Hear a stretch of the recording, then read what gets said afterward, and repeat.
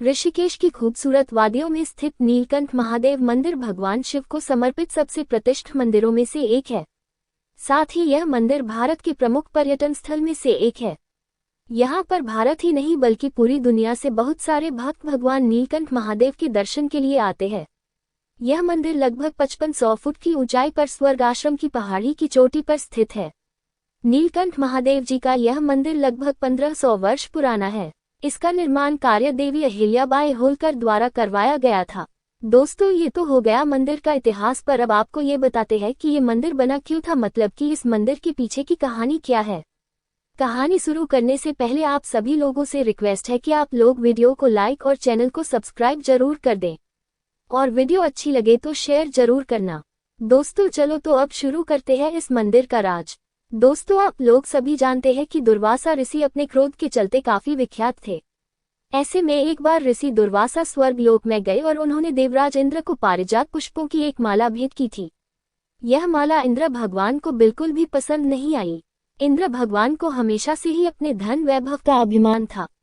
इसी अभिमान को दिखाते हुए उन्होंने ऋषि दुर्वासा द्वारा भेंट की गई पारिजात पुष्पों की माला का तिरस्कार किया। यही नहीं, इंद्र भगवान ने उस माला को हाथी ऐरावत के गले में पहना दिया, लेकिन हाथी ऐरावत ने उस माला को अपनी सूंड से उठाकर क्षत विक्षत कर दिया था।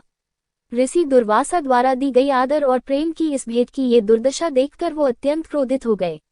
अपने क्रोध में ऋषि दुर्वासा ने इंद्र भगवान को श्राप दे दिया। उन्होंने कहा कि जिस धन समृद्धि के बल पर तुम्हें इतना अभिमान है और जिस अभिमान में तुमने मेरे द्वारा दी गई भेंट का अनादर किया है, आज से तुम उस लक्ष्मी से विहीन हो जाओगे। बता दे कि देवराज इंद्र जो तीनों लोकों के अधिपति थे, वो इस श्राप से श्रीहीन की स्थिति में आ गए थे। महर्षि दुर्वासा के श्राप के प्रभाव से लक्ष्मीहीन इंद्र दैत्यों के राजा बलि से युद्ध में हार गए, जिसके परिणामस्वरूप राजा बलि ने तीनों लोकों पर अपना आधिपत्य स्थापित कर लिया। हताश और निराश हुए देवता ब्रह्मा जी को साथ लेकर श्रीहरि के आश्रय में गए और उनसे अपना स्वर्गलोक वापस पाने के लिए प्रार्थना करने लगे। दोस्तों, अब होती है शुरू कहानी नीलकंठ महादेव की।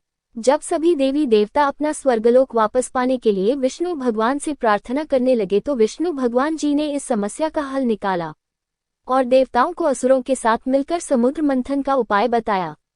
विष्णु भगवान जी ने कहा कि समुद्र मंथन से जो अमृत कलश प्राप्त होगा उससे आप सभी अमर हो जाएंगे। दैत्यों को अमृत का लालच दिया गया। कहानी यह है कि उन्होंने मेरु नामक एक पर्वत चोटी को बाहर निकाला और समुद्र को मथने के लिए एक विशाल सांप को रस्सी की तरह इस्तेमाल किया। जब समुद्र मंथन शुरू हुआ तो समुद्र मंथन से बहुमूल्य रत्न निकले, जैसे उच्चे, श्रवा, घोड़ा, ऐरावत, हाथी, लक्ष्मी जी, धन्वंतरी, हलाहल, जहर, अंतिम था अमृत। अब जब हलाहल जहर निकल गया तो तब समस्या खड़ी हो गई। ये घातक जहर बहुत ज्यादा मात्रा में था। इसे न तो देवता चाहते थे और न ही असुर। ये विष इतना खतरनाक था कि संपूर्ण सृष्टि का विनाश कर सकता था। इस विष की अग्नि से 10 दिशाएं जलने लगी थीं, जिससे संसार में हाहाकार मच गया। तभी भगवान शिव ने पूरे ब्रह्मांड को बचाने के लिए विष का पान किया। समुद्र मंथन के दौरान भगवान शिव ने समुद्र मंथन से निकले विष हलाहल को अपनी हथेली पर समेटकर पी लिया था, जिसके बाद उन्होंने अपनी शक्ति के प्रभाव से उस विष को अपने कंठ तक ही सीमित रखा और गले से नीचे नहीं जाने दिया। इसीलिए उन्हें नीलकंठ महादेव कहा जाता है। लेकिन विष की गर्मी से बेचैन भगवान शिव शीतलता की खोज में हिमालय की तरफ बढ़ गए।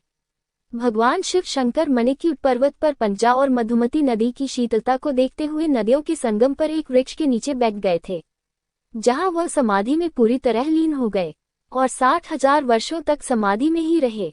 सभी देवी देवताओं के द्वारा प्रार्थना किए जाने के बाद भोलेनाथ ने आंख खोली और कैलाश पर जाने से पहले इस जगह को नीलकंठ महादेव का नाम दिया। इसी वजह से आज भी इस स्थान को नीलकंठ महादेव के नाम से जाना जाता है। जिस वृक्ष के नीचे भगवान शिव समाधि में लीन थे, आज उस जगह पर एक विशालकाय मंदिर है। दोस्तों, हर साल लाखों की संख्या में शिव भक्त इस मंदिर के दर्शन करने के लिए आते हैं। बताया जाता है कि महादेव यहाँ पर स्वयं ही भू है। दोस्तों, ये थी एक प्राचीन और विश्वविख्यात मंदिर नीलकंठ महादेव मंदिर के बारे में जानकारी। अगर आपको वीडियो पसंद आई हो तो वीडियो को प्लीज लाइक और शेयर कर दें और चैनल को भी सब्सक्राइब कर दें और कमेंट में ये जरूर बता देना कि ऋषि दुर्वासा कौन थे और जय नीलकंठ महादेव लिखना ना भूले। दोस्तों, जल्द ही नया वीडियो लेके आएंगे किसी और खूबसूरत मंदिर का। तब तक के लिए नमस्कार। हमारे भक्ति सागर चैनल को जरूर सब्सक्राइब कर दें। जय नीलकंठ महादेव।